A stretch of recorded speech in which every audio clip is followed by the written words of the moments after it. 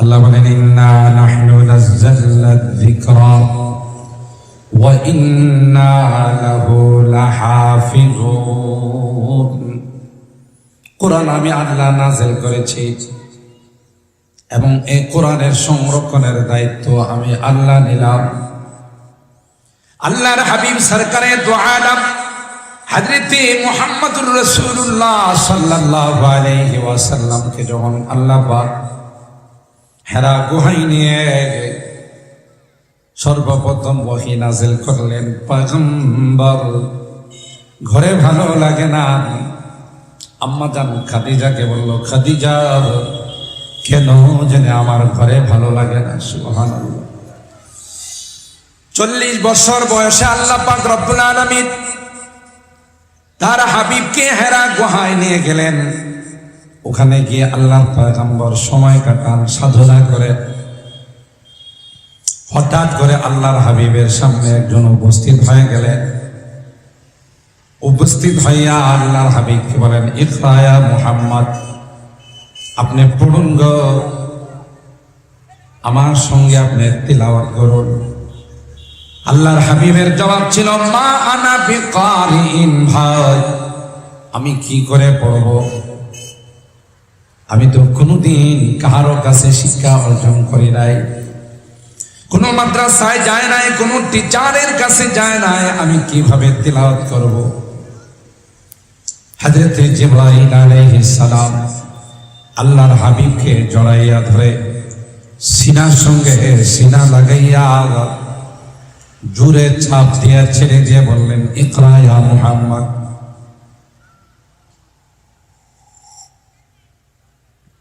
এ মুহাম্মদ আপনি তিলাওয়াত করুন। আল্লাহর হাবিবের একই জবাব, মা আনা বিকারিন, ভাই আমি পড়বো কেমন করে? আমি তো কারো কাছে পড়ি নাই। তৃতীয়বার আবার সিনার সঙ্গে জড়াইয়া একই প্রশ্ন, ইকরা ইয়া মুহাম্মদ আপনি পড়ুন। আল্লাহর হাবিব তৃতীয়বারও একই জবাব দিলেন। চতুর্থবার বললেন, ইকরা বিসমি রাব্বিকাল্লাযী খালাক, খালাকাল ইনসানা মিন আলাক, ইকরা ওয়া রাব্বুকাল আকরামুল্লাযী আল্লামা বিল কলম। যখন বললেন আপনার রবের নামে আপনি তিলাওয়াত করুন, কথা বলতে দেরি হয়, পয়গম্বরের তিলাওয়াত শুরু করতে দেরি হয় নাই। সুবহানাল্লাহ জুড়ে বলে। যখন বলা হলো আপনার রবের নামে আপনি তিলাওয়াত করুন, সাথে সাথে আল্লাহর নবীর জবান আল্লাহ খুলে দিলেন, তিনি তিলাওয়াত শুরু করে দিলেন।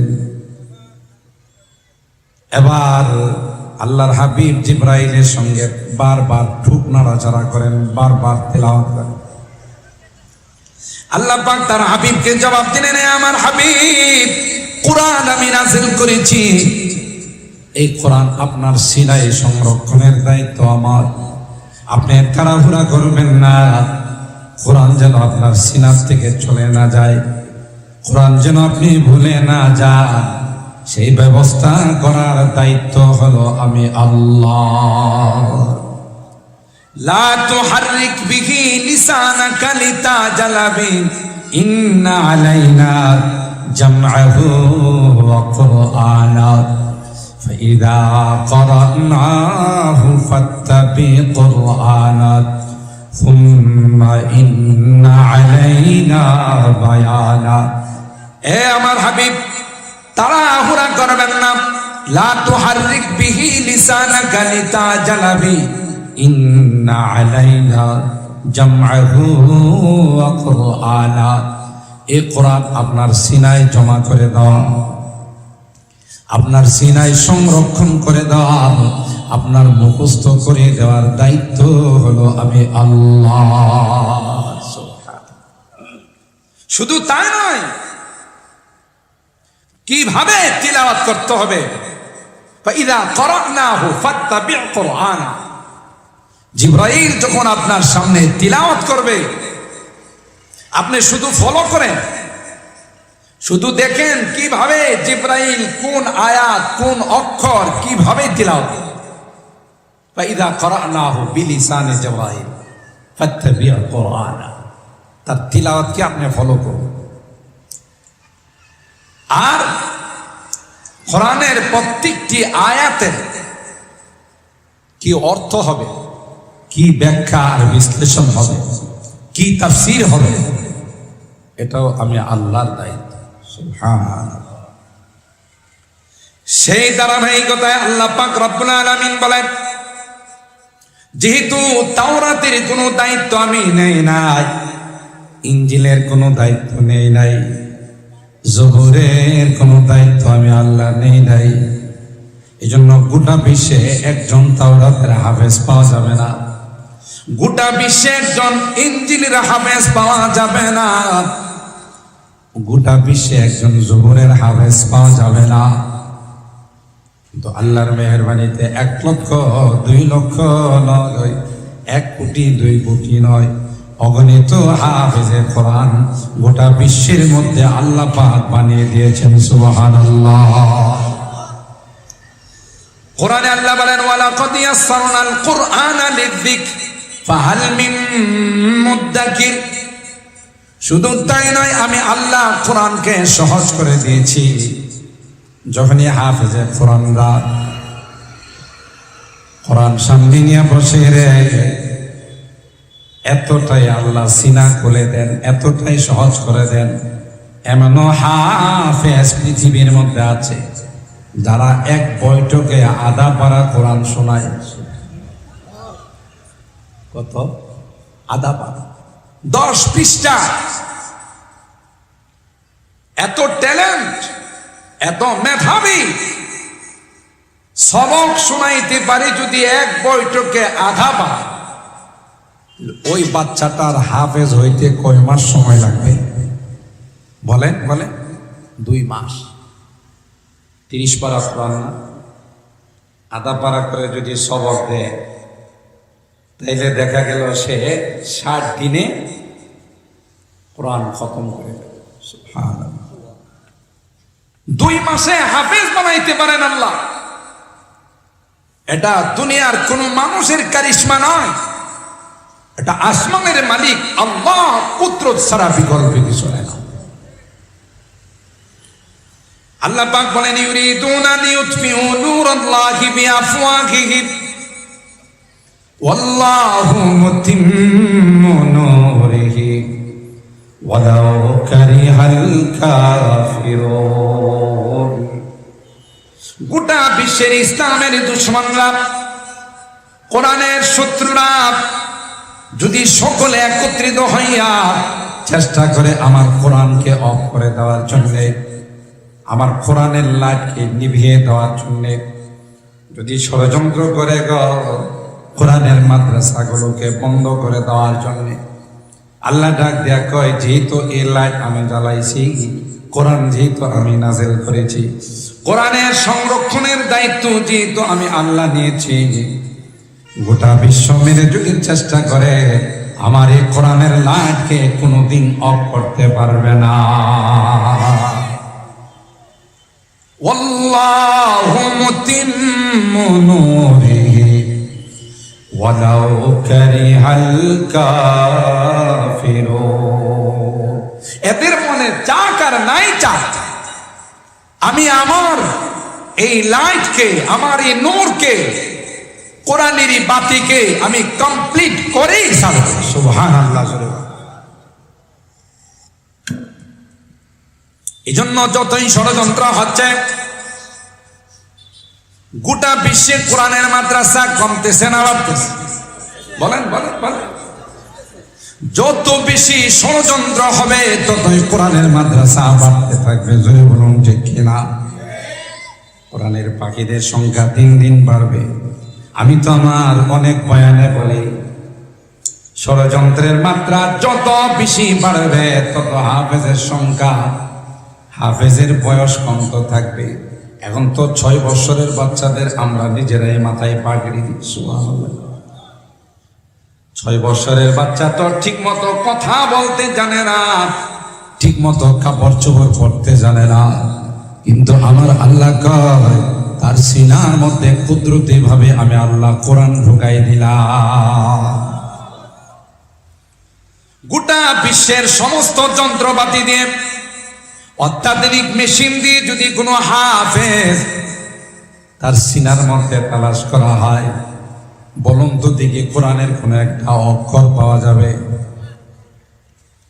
কম্পিউটারের মধ্যে, স্ক্রিনের মধ্যে কোরআনের কোন একটা অক্ষর ধরা পড়বে না। এত সূক্ষ্মভাবে, সুন্দরভাবে আমার আল্লাহ কোরআনকে সিনায় সংরক্ষণ করে দিয়েছেন। কিছু মগার দল, বেঈমানের দল, বিজাতির দলেরা মনে করে কোরআন যদি পুড়িয়ে দেওয়া হয়, কোরআনের কপিগুলো যদি অপমান করা হয়, তাইলে মনে হয় কোরআনের শিক্ষা থেকে মানুষ বিমুখ হয়ে যাবে। কোরআনের কপিগুলোকে যদি জ্বালিয়ে দেওয়া হয়, তাইলে মনে হয় কোরআন পৃথিবীর মধ্যে থাকবে না। এরা জানে না কোরআন আল্লাহ নাজিল করেছেন, আর এই কোরআনের সংরক্ষণের দায়িত্ব আল্লাহ নিয়েছেন। আল্লাহর কসম, গোটা বিশ্বে যদি কোথাও কোরআনের একটা কপিও যদি না থাকে, লাইব্রেরিতে যদি কোরআন না পাওয়া যায়, আপনাদের কি ধারণা কোরআন কি পৃথিবীর থেকে বিলুপ্ত হয়ে যাবে? আরো জোরে বলেন। এই মাদ্রাসায় আশরাফিয়া দৌলতপুরের একজন হাফেজকে যদি খুদে কোরআনের একটা পাখিকে যদি বলা হয়, তুমি কোরআনের শুরু থেকে তিলাওয়াত করো, ওই পাখিটা সূরাতুল ফাতিহা থেকে নিয়ে সূরা নাস পর্যন্ত এক বৈঠকে তিলাওয়াত করে ফেলবে, আর এটা রেকর্ডিং হয়ে যাবে। পরের দিন সকাল থেকে পুনরায় দুবারা কোরআন জিন্দা হয়ে যাবে। কিভাবে আল্লাহ সংরক্ষণ করছেন? শুধু কোরআনের অক্ষরের সংরক্ষণ নয়, এই কোরআন হাদিস থেকে, কোরআন থেকে কি কি মাসলা মাসায়েল বের করা যায়, এই জন্য আল্লাহ একটা গ্রুপকে লাগাই দিয়েছে। তাফসীর করার জন্য একটা গ্রুপকে আল্লাহ লাগাই দিয়েছে। কোরআনের 7 কারাতে সাবা, এর উপর মেহনত করার জন্য আরেকটা গ্রুপকে আল্লাহ লাগাই দিয়েছে। হিফজুল কোরআনের জন্য আরেকটা গ্রুপকে আল্লাহ লাগাই দিয়েছে। সুবহানাল্লাহ বলেন। চতুর্দিকে কোরআনের সংরক্ষণের জন্য, কোরআনের হিফাজতের জন্য আল্লাহ জামাত কি জামাত, দল কি দল আল্লাহ পাক লাগিয়ে দিয়েছেন। এই জন্য গোটা বিশ্ব মিলে যদি চেষ্টা করে কোরআনকে শেষ করে দেওয়ার জন্য, কোরআনের শিক্ষাকে বিলুপ্ত করে দেওয়ার জন্য সফল হতে পারবে।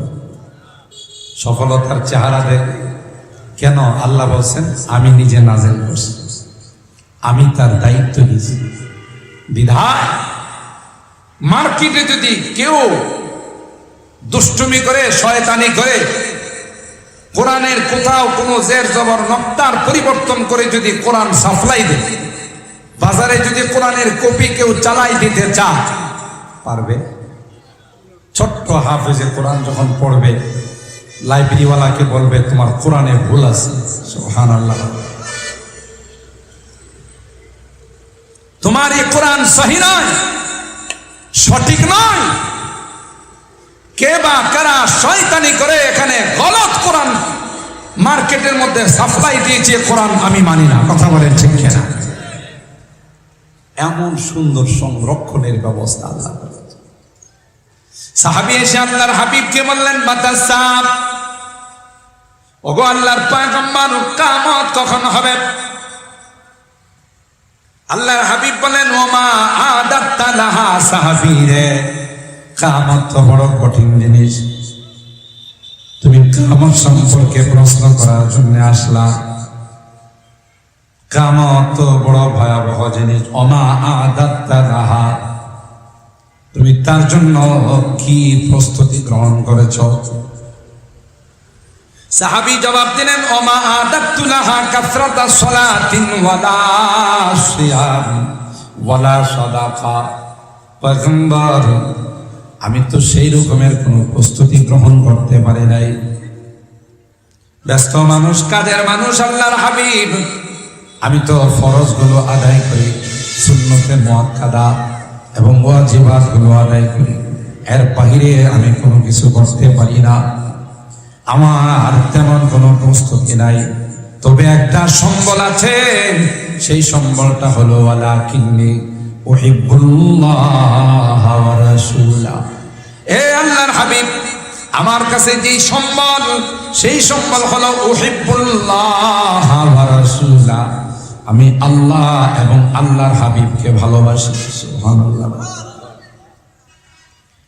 কোরআনে আল্লাহ দুইটা এক্সাম্পল দিয়েছেন, দুইটা দৃষ্টান্ত দিয়েছেন। সূরা তাহরিমের মধ্যে আল্লাহ কয়, যে যাকে অন্তর দিয়া ভালোবাসে তার সঙ্গে তার হাসর হয়। বাহ্যিক ভালোবাসা নয়, অন্তরের মহব্বতের দাম আল্লাহর কাছে বেশি। জোরে বলুন ঠিক কিনা? দরাবাল্লাহু মাসালান লিল্লাযীনা কাফারু ইমরাআতা নূহিন ওয়া ইমরাআতা লূত কানাতা তাহতা আবদাইনি মিন ইবাদিনা সালিহাইনি ফাখানাতাহুমা ফালাম ইউনিয়া আনহুমা মিনাল্লাহি শাইআ ওয়া কিলা দুখুলান নার মা'আদ দাখিলিন। হযরত নূহ, হযরত লূত আলাইহিস সালাম, জলিলুল কদর দুইজন পয়গম্বর।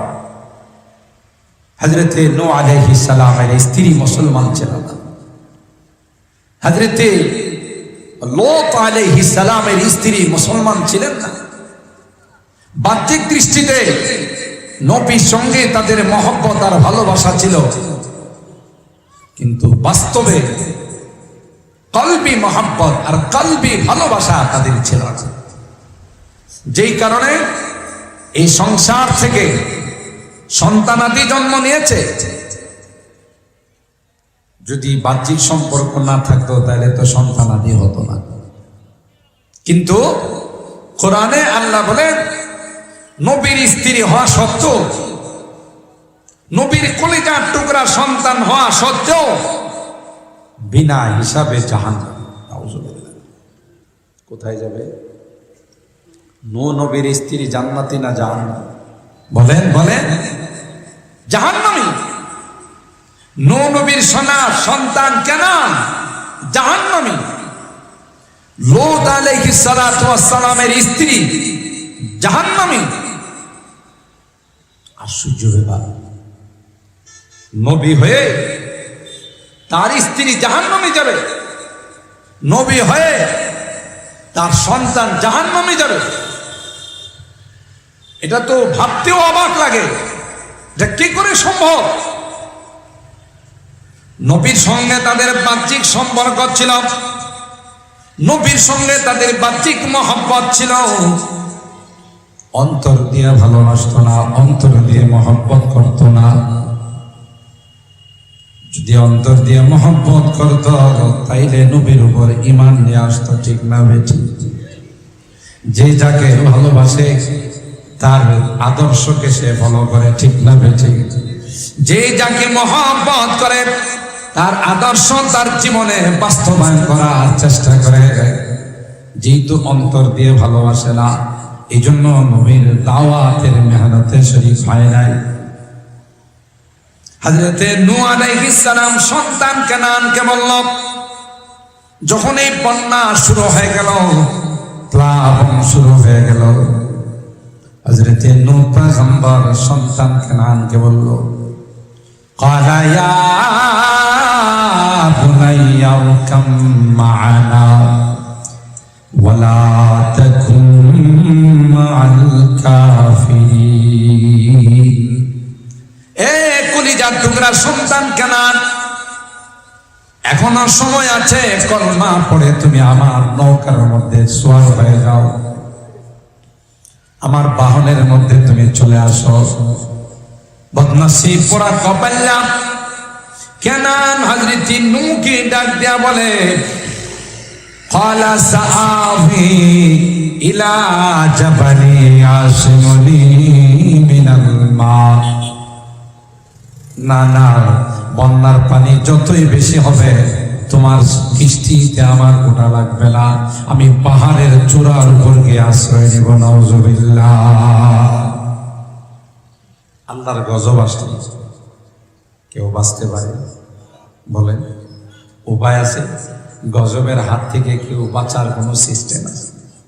মাঝে মধ্যে আমাদের উপর যখন কোনো গজব আসে, তো আমাদের উপরস্থ কর্মকর্তা যারা আছে, দেশ পরিচালনার দায়িত্বে যারা আছে, এরা এমন এমন শব্দ ব্যবহার করে, যেই শব্দ ব্যবহারের কারণে গজব যাবে তো দূরের কথা, গজবের মাত্রা আরো বাড়ে।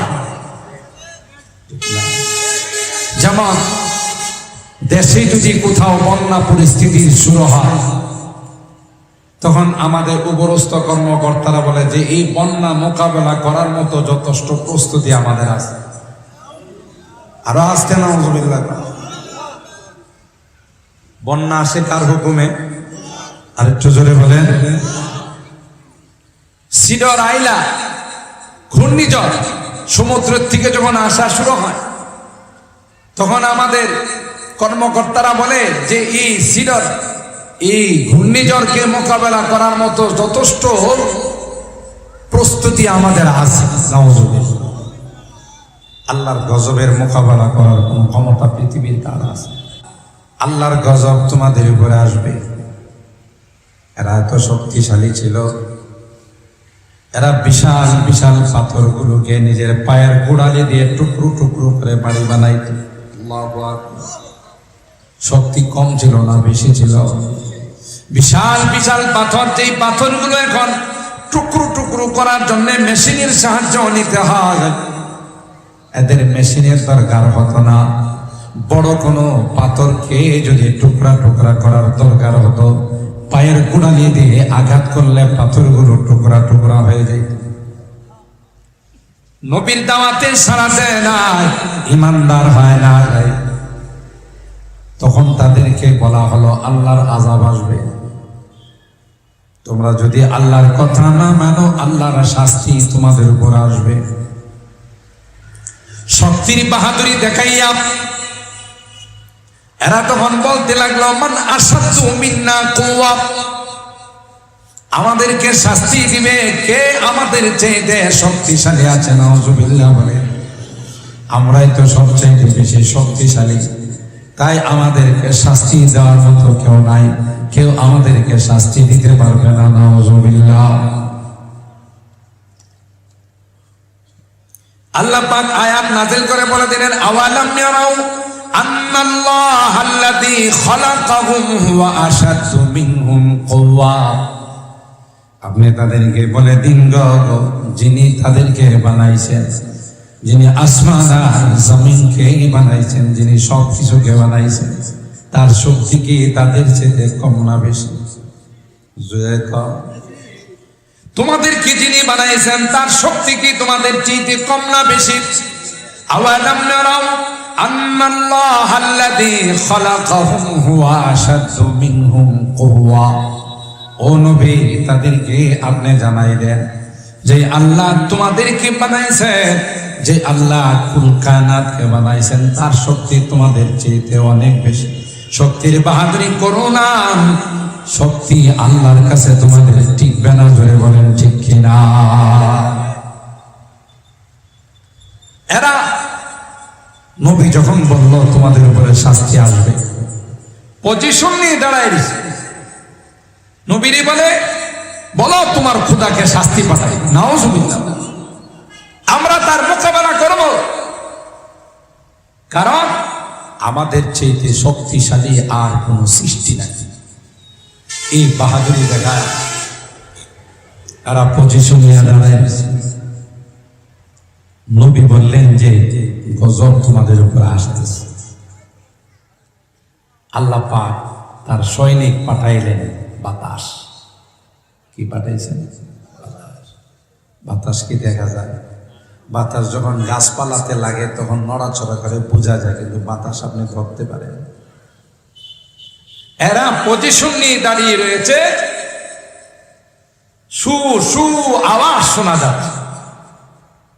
চতুর্দিকে তাকা, এই আওয়াজগুলো কোন দিক থেকে আসতেছে? এরা কারা? কিছুক্ষণ পর এই বাতাস আয়সা তাদেরকে একবার আসমানের দিকে নিয়ে যায়, আবার ওখান থেকে মুখ উপর করে জমিনের মধ্যে ফালা, আবার নেয় আবার ফালা। কিছুক্ষণ পর কাআন্নাহুম আজাজু নাখলিন খাদিয়া, এক একটা বিদ্যুতের পিলারের মতো, এক একটা বড় বড় গাছের গোড়ার মতো জমিনে পড়ে আছে। আল্লাহু আকবার বলেন, আল্লাহু আকবার। কে করছে?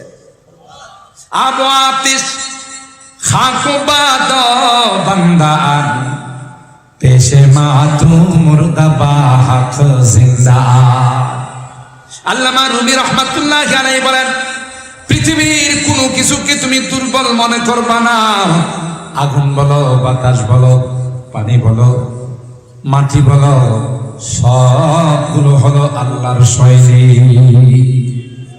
ঠিক না বেটি? কার সৈনিক? বাতাসকে আল্লাহ অর্ডার দিলেন, এরা মোকাবেলা করবে তো দূরের কথা, বাতাস দেখা যায় না। একবার তাদেরকে উপরের দিকে নিয়ে যায়, আবার নিচের দিকে ফালায়, ধরতে শুইতে পাওয়া যায় না। আল্লাহ বলেন, তুদাম্মিরু কুল্লা শাইইন বিআমরি রাব্বিহা ফাআসবাহু লা ইউরা ইল্লা মাসাকিনুহুম কাযালিকা নাজজিল কওমাল মুজরিমিন। যেদিকে যায় সেদিকে সমান করে চলে যায়। মোকাবেলা করার ক্ষমতা পৃথিবীর কাহারও না। যখনই কোনো গজব আসবে তখন আল্লাহর কাছে আত্মসমর্পণ করতে হবে, সারেন্ডার করতে হবে, তাওবা করতে হবে, দোয়া করতে হবে যে আল্লাহ, আমাদের নাফরমানির কারণে, আমাদের গুনার কারণে এই গজব আসছে, এই মোকাবেলা করার ক্ষমতা আমাদের না, আপনি আমাদেরকে নিজ কুদরতে হেফাজত করুন। ঠিক না? আমার ভাইরা, সময় কম। ওই কানান হযরত নূহ পয়গম্বর কি জবাব দিল, না না না, তোমার কিস্তিতে যাওয়া লাগবে না, আমি তো পাহাড়ের চূড়ার উপর চলে যাব। হযরত নূহ পয়গম্বর বললেন, না, লা আসিমাল ইয়াওমা মিন আমরিল্লাহি ইল্লা মান রাহিম ওয়া হালা বাইনাহুমাল মাওজু ফাকানা মিনাল মুগরাফিন। বাপ বেটার কথা চলছে, হঠাৎ করে একটা বিশাল আকৃতির ঢেউ হযরত নূহের সামনে তার সন্তানটাকে ডুবায়া মেরে ফেলেছে। ঠিক হযরত নূহের স্ত্রীকেও আল্লাহ জাহান্নামে দিলেন। আর এদিক দিয়ে দেখেন, বিশ্ব সন্ত্রাস মিস্টার ফেরাউন লক্ষ লক্ষ সন্তানকে হত্যা করেছে নিজের ক্ষমতা টিকে রাখার জন্য। নিজেকে রব দাবি করছে, তার ঘরে আল্লাহ পাক এমন একজন নেককার, দিনদার, আবেদা, জাহেদা, সালেহা স্ত্রী পাঠিয়ে দিয়েছেন, জানমন হযরতে আসিয়া রাহিমাহুল্লাহ, হযরতে আসিয়া আলাইহার রহমা। হযরতে আসিয়া ফেরাউনের ঘর সংসার করে, মিশরের ফাসলিটি রানী, কিন্তু অন্তর দিয়ে হযরত মুসা পয়গম্বরকে মহব্বত করেন। সুবহানাল্লাহ। অন্তর দিয়ে দ্বীনকে ভালোবাসে, ইসলামকে ভালোবাসে, আল্লাহকে ভালোবাসে। অনেক লম্বা কাহিনী, আমি শুধু টুক টুক করে যাচ্ছি, কুট করে আপনাদেরকে বলে যাচ্ছি। হযরত আসিয়া আর ইসলামের খবর যখন ফেরাউন শুনল যে আসিয়া আমার ঘরে থাকে, মুসা নবীরে বিশ্বাস করে, আসিয়া এক আল্লাহকে বিশ্বাস করে, আমাকে রব বলে মানে না। হযরত আসিয়াকে শাস্তি দেওয়ার জন্য ফেরাউনের চিরাচরিত অভ্যাস অনুযায়ী ফেরাউন যখন কাউকে শাস্তি দিতে চায় তখন উত্তপ্ত বালুর মধ্যে তাকে উলঙ্গ করে শোয়ায়। উলঙ্গ করে শোয়া, দুই হাতের মধ্যে দুই প্যারাক মারে, দুই পায়ের মধ্যে দুইটা প্যারাক মারে।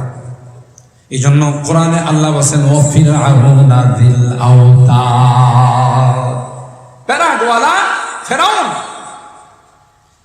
হযরত আসিয়াকে যখন এইভাবে শাস্তি দেওয়ার জন্য, অপমানিত করার জন্য ষড়যন্ত্র করলো, আসিয়া আল্লাহর কাছে হাত তুলে দোয়া করলো, রব্বি বিনিবি, ইনদাকা বাইতান ফিল জান্নাহ ওয়া নাজ্জিনি মিন ফিরআউনা ওয়া আমালিহি ওয়া নাজ্জিনি মিনাল কওমিয যালিমিন। এ মালিক, তোমার আশিক হইয়া, তোমার প্রেমিক হইয়া মুসা নবীর ধর্ম গ্রহণ করার কারণে আজকে ফেরাউন আমাকে এই শাস্তির জন্য রেডি করছে।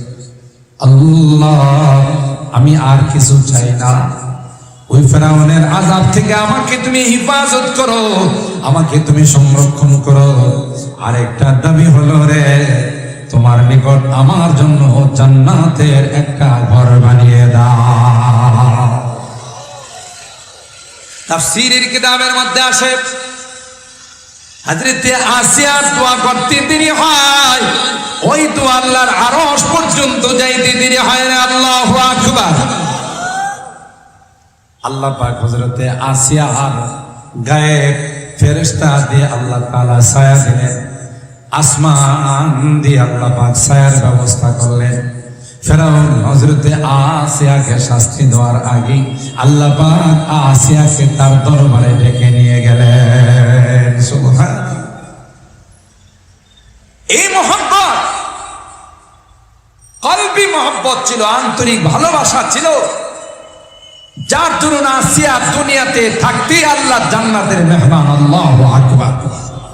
মুহতারাম হাজিরিন, সময় শেষ। আমি যে বিষয়টা এই আমার আলোচনার মধ্যে আপনাদের খিদমতে আরজ করতে চাই, আল্লাহর হাবিব বলেন, আল মারউ মা মান আহাব্বা। দুনিয়াতে যে যাকে ভালোবাসবে তার সঙ্গে তার হাসর, ঠিক না বেঠিক? আজকে আমরা যদি ওয়ারাসাতুল আম্বিয়া, নায়েবে রাসূল যারা, কোরআনের পাখি যারা, তাদের সঙ্গে যদি আমার মহব্বত থাকে, তাদের সঙ্গে যদি আমার ভালোবাসা থাকে, তাদের সঙ্গে যদি আমার সম্পর্ক থাকে, আল্লাহর কসম, এরা যখন আল্লাহর জান্নাতের মেহমান হবে তখন আমাকে ছেড়ে আল্লাহর জান্নাতে যাবে না, ঠিক কিনা বলেন? আমাকে ছেড়ে এরা আল্লাহর জান্নাতে যাবে না। এই জন্য তো হাদিসের মধ্যে আসে, একজন হাফিজ কোরআন হিফজ করেছে, হালালকে হালাল, হারামকে হারাম, এগুলো মেনে চলছে। কিয়ামতের কঠিন ময়দানে আল্লাহ পাক শুধু হাফিজে কোরআন তাকে এমন পাওয়ার দিবেন যে মানুষগুলো জাহান্নামের ফয়সালা হয়ে গেছে, জাহান্নামের কাতারে দাঁড়িয়ে আছে, আল্লাহ বলবেন, হাফিজ তুমি এমন 10 জনকে সুপারিশ করে জান্নাতের মেহমান বানায় দাও যাদের উপরে জাহান্নাম ওয়াজিব হয়ে গেছে। কমপক্ষে 10 জন ব্যক্তি যাদের উপরে জাহান্নামের ফয়সালা হয়ে গেছে, সুপারিশ করে আল্লাহর জান্নাতের মেহমান বানাই দিবে। যদি আলিম হয় 10 জন 20 জন নয়, যত ইচ্ছা তত সুপারিশ করে আল্লাহর জান্নাতের মেহমান বানাই দিবে। সুবহান। ও ভাই, যতদিন বেঁচে থাকবো ততদিন কোরআনের সঙ্গে মহব্বত রাখবো ইনশাআল্লাহ। বলে হাত তুলেন, হাত তুলেন, হাত তুলেন। আল্লাহ, আমরা হাত তুলে ওয়াদা করতেছি, যতদিন পৃথিবীতে থাকবো ততদিন এই কোরআনকে ভালোবাসবো, কোরআনের মাদ্রাসাকে ভালোবাসবো, ইসলামের শিক্ষাকে গুরুত্ব দিব। আল্লাহ, তুমি আমাদের এই ওয়াদাকে কবুল করো, বলুন আমিন।